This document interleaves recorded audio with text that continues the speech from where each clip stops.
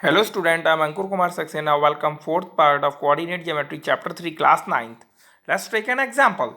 Plot 3 points A in bracket minus 1 comma 6, B in bracket minus 1 comma 0 and C in bracket 7 comma 0 on the graph paper. Now plot point D so that ABCD is a rectangle. Draw its diagonals.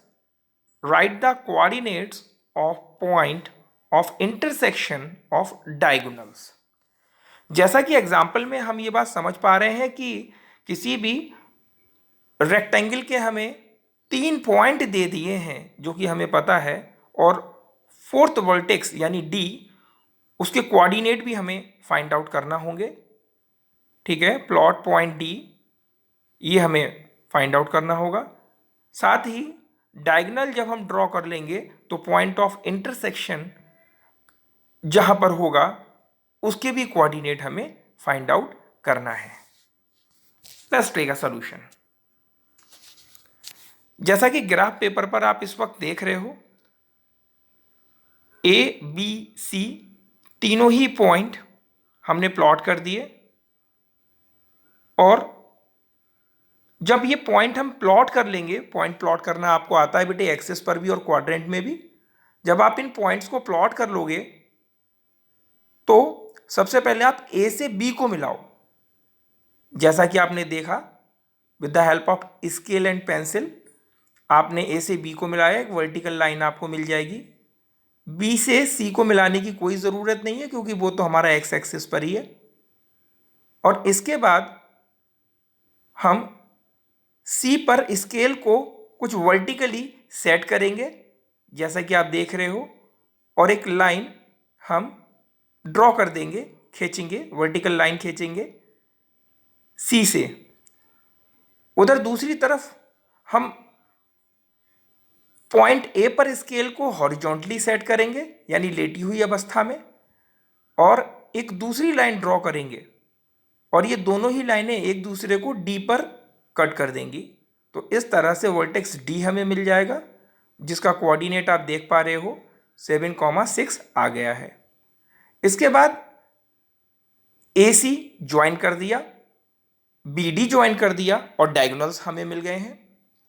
P point of intersection है diagonals का, और इसके coordinate 3,3 हमें find out हो रहे हैं, पता चल रहे हैं डॉटेड लाइन के थ्रू। बहुत ही क्लियर हो रहा होगा आप लोगों को भी कि पी पॉइंट के कोऑर्डिनेट किस तरह से 3,3 आ पा रहे हैं। Now the time of example number 2।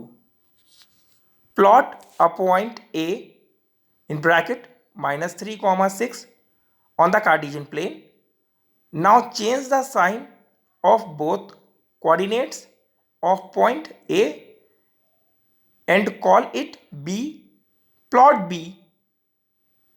Plot the reflections of A in x-axis and y-axis. तो एग्जाम्पल 2 आप देख रहे हो जिसमें एक पॉइंट दिया हुआ है ए जिसके कोऑर्डिनेट -3,6 हैं। कहा जा रहा है कि कोऑर्डिनेट्स के साइन को चेंज कर दीजिए, और उसके बाद जो पॉइंट मिलेगा यानी 3 - 6 साइन चेंज करने के बाद वो बी कहलाएगा, वो बी बोला जाएगा।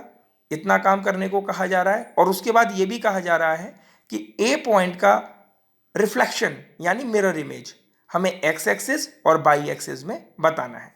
Let's take a solution. जैसा कि हम देख पा रहे हैं इस वक्त ग्राफ में ए पॉइंट को प्लॉट कर दिया गया है जो कि सेकंड क्वाड्रेंट में है -3,6। कोऑर्डिनेट इसके, इनके जो कोऑर्डिनेट्स हैं यानी एक्स कोऑर्डिनेट और वाई कोऑर्डिनेट जिसे हम एब्सिसा और ऑर्डिनेट भी कहते हैं, -3,6 दिए हुए हैं। अगर इनके साइन चेंज कर दें तो 3,-6 हो जाएंगे, और 3,-6 का मतलब वो पॉइंट हमारा बी बनेगा, और कहां पर होगा, वो होगा हमारा फोर्थ क्वाड्रेंट में। जैसा कि आप देख पा रहे हो बी को फोर्थ क्वाड्रेंट में आफ्टर चेंजिंग द साइन।